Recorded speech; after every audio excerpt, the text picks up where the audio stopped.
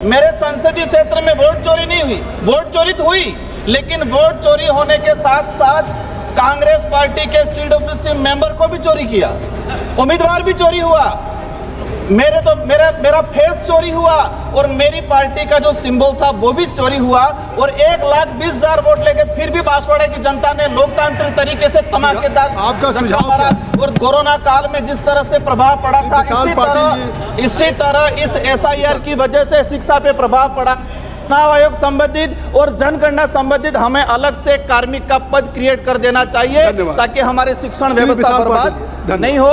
दाहोद के अंदर बीजेपी के नेता ने बूथ कैप्चरिंग करके लोगों की लाइन खड़ी थी, वो EVM मशीन लेके खड़ा रहा और पूरे वोट दबाए। राजकुमार रोड धन्यवाद सभापति महोदय। आज SIR पर सदन में हंगामेदार चर्चा हो रही है, काफी हेल्दी भी चर्चा हुई।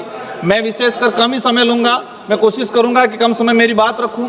मेरा विशेषकर सत्ता पक्ष के साथियों से अनुरोध है कि देश में जो SIR को लेके कहा जा रहा है कि घुसपैठिया, तो मेरा अनुरोध है कि टोटल कितने घुसपैठिए आए थे, कहां पकड़े, कहां से आए थे, इनका डाटा जवाब में सामने आए।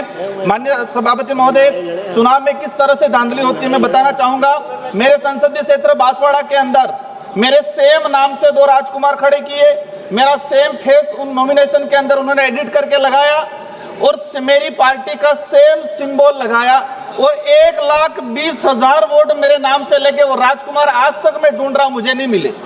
माननीय सभापति महोदय, मेरे संसदीय क्षेत्र में वोट चोरी नहीं हुई, वोट चोरी तो हुई, लेकिन वोट चोरी होने के साथ साथ कांग्रेस पार्टी के CWC मेंबर को भी चोरी किया, उम्मीदवार भी चोरी हुआ, मेरा फेस चोरी हुआ और मेरी पार्टी का जो सिंबल था वो भी चोरी हुआ और 1,20,000 वोट लेके फिर भी बांसवाड़ा की जनता ने लोकतांत्रिक तरीके से धमाकेदार आपका सुझाव मारा और 2,48,000 वोटों से जिताया। आपका सुझाव क्या है? माननीय सभापति महोदय, मैं कहना चाहूंगा कि जिस तरह से लोकतंत्र की हत्या की जा रही है, दाहोद के अंदर बीजेपी के नेता ने बूथ कैप्चरिंग करके लोगों की लाइन खड़ी थी, वो EVM मशीन लेके खड़ा रहा और पूरे वोट दबाए। मेरे संसदीय क्षेत्र में 84 उपचुनाव, सोलंबर उपचुनाव में धांधली की।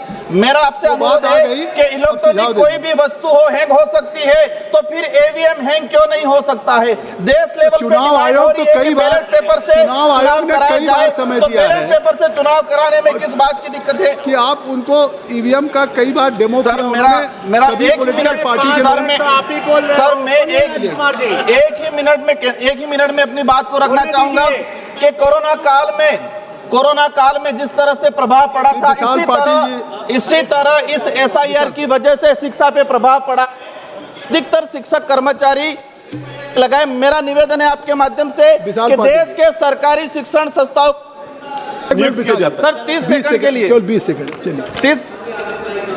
सर मेरा सुझाव है कि देश के सरकारी शिक्षण संस्थाओं को जिंदा रखना है तो चुनाव आयोग संबंधित और जनगणना संबंधित हमें अलग से कार्मिक का पद क्रिएट कर देना चाहिए ताकि हमारे शिक्षण व्यवस्था बर्बाद नहीं हो। और हम चाहेंगे कि जवाब में आए कि कितने इस अवसर के लिए धन्यवाद सभापति महोदय।